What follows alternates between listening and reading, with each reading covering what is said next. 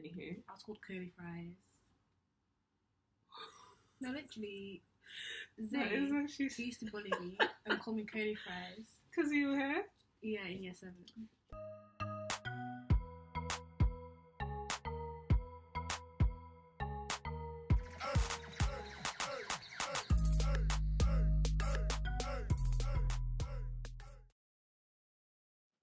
Hello everybody, Nanette here. Lovely meeting you for the first time digitally, if that makes sense. You get what I'm talking about. Right, today I'm going to be sharing with you 4 struggles of being a tall female in Britain. Yeah? It's been a bit, I won't say it's been hard, but I've just had certain encounters or certain experiences that I think have summed up what I'm going to share with you today. And I'm going to say them in 4 different points. And at the end of this video, I'm going to end on a positive note because I think it's only fair. You can say so many cons, but it's best to end on a positive note. Right, let's get straight to it. Okay, struggle number 1. I'm sure any tall girl will understand this because that's always the struggle. You're taller than all your friends. You are basically the tallest in your friendship group. Being the tallest girl. Okay, let's be specific here because there's so many tall guys, but they don't have this issue being the tallest in your friendship group. It's a bit annoying, but hey, it comes with, comes with pros and cons. Now I'm going to say one con, which really gets and irks me all the time. When it comes to taking selfies, my best friend who's like here on me, I'm going to insert a clip. Bruh. It's a bit like, I'm like, okay, girl, let's take a selfie. And then she takes a selfie and automatically it's like, she only gets like this much of my face from a very unflattering angle, by the way. I'm just there like, you know what, give it to me. Give me the phone. I'm going to take the photos. And of course, a con is taking terrible selfies with your friends, getting terrible angles and terrible selfies with you in it. A pro is you got selfie stick arms. Deep it. You got selfie stick arms and you get a good shot. You get the angle. Get everyone in the shot. You get part of the background as well, even more than the background if you're lucky. But yeah, it's a wishy-washy situation. But yes, you are the tallest in your female friendship group. Struggle number 2.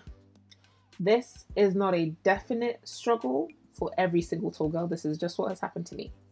Being labeled intimidating a bit quicker, or being labeled scary. I've been labeled scary. I've been labeled intimidating.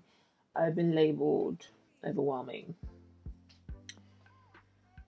And it has to do with me being tall because I'm a very confrontational person and I speak out a lot, meaning if things don't go the way, if I don't understand something or if I don't get something or if someone's getting on my nerves and it's affecting me, I will talk it out with you. And if you're frustrating me, I'll really give it to you straight.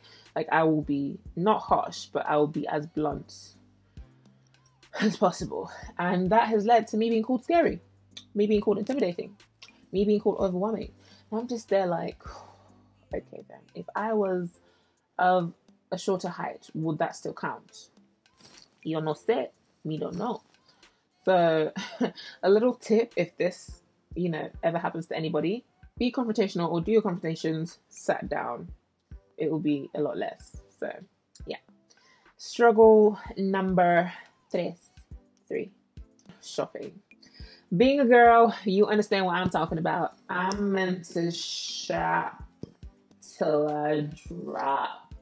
Especially if I'm into fashion, makeup, beauty, all of that. I'm meant to shop till I drop. How am I meant to do that when there are very few options? Listen, I can't lie. If not for 3 certain shops for clothing in the UK, I don't know what I would look like in front of you today. Like, this is a really cool casual look. I'm only wearing crop long sleeve top and leggings. Very quick. Not that, not that big of a deal. But yes, the 3 main shops, Topshops, their jeans are A1. They are good. They cater to all good, the petite, the regular, the tall. And the three main requirements for making good tall jeans: the fit, the length, the stretch. And if Topshop ticks all those three, and I'm just like, good on you, really good, you know. And it's just they do really good jeans, and I'm forever in love with their jeans, you know, forever in love with them. Right, then we move on to ASOS. ASOS is amazing, amazeballs, so good. They just have really, like, their jackets are so good. They fit properly. Their dresses for tall are really good. Their bodysuits, let's not even get into it. Their bodysuits are life. Their bodysuits are life. Excuse that. Their bodysuits are A1, girlfriend. A1. Yeah. Oh, so good. And then their jeans, listen, nobody's perfect, so no business is perfect at the end of the day. They all have their struggles. There's never really a positive and only positive side to anything. So yeah, no, ASOS, their jeans don't do it for me because I'm a tall, thick girl. Yeah, I've got big thighs. I've got big calves. I have a thick lower body. I'm not plus size, but I'm not skinny either. So I'm,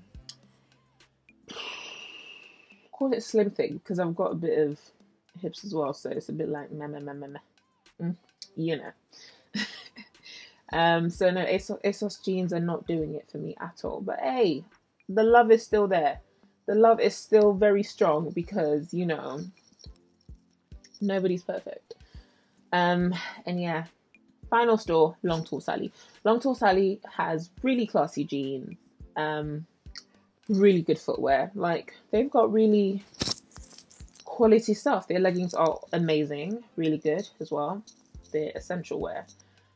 And they cater to women, like, excuse me, I think they cater to up to about 40-inch legs. I'm 36, so it's really good. But the only issue I have with Long Tall Sally is they cater towards a more mature, tall audience. So obviously mature women, like women in their, you know, 40s, you know, 50s and all that. And it's a bit annoying because what are the youngins meant to wear from, you know, what, pom-pom shorts every day?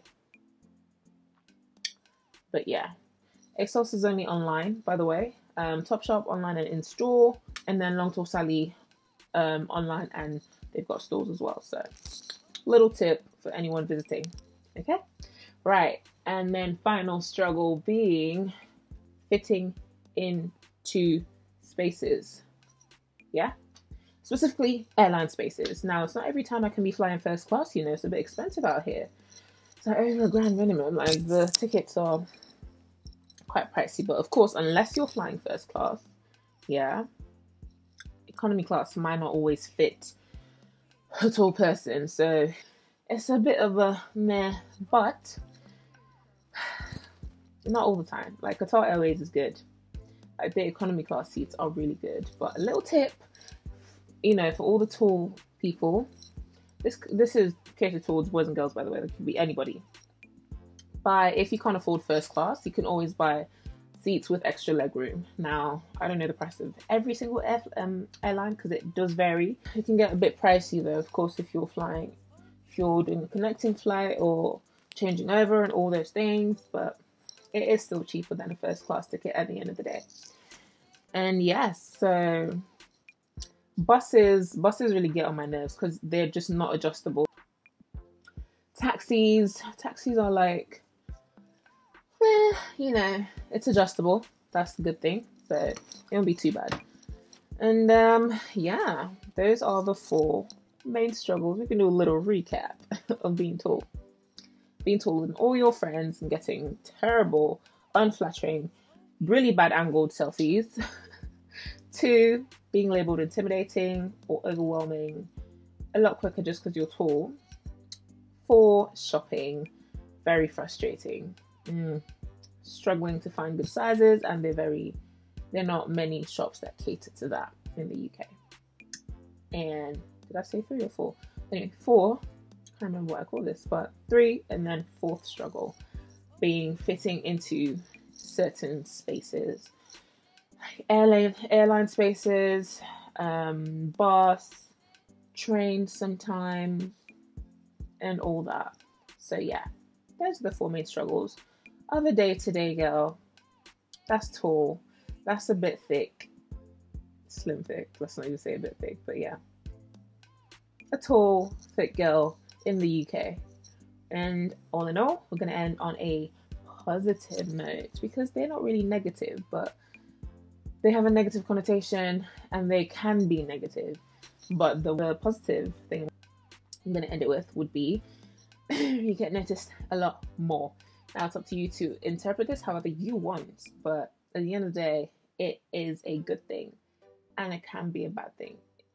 Only depends on how you make it at the end of the day, basically. So I think it's really good. You get noticed, you stand out more.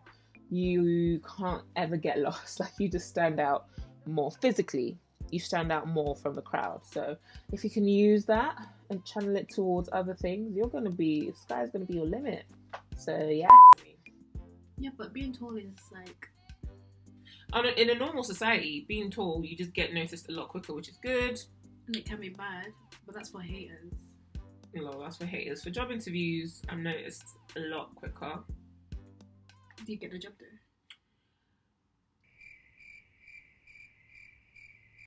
Anywho, then sometimes I do. Yeah, and that's it. So there are a lot of pros to being noticed a lot quicker. And just live your life slow.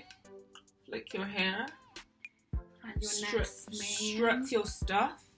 And you gonna be good. Signing out.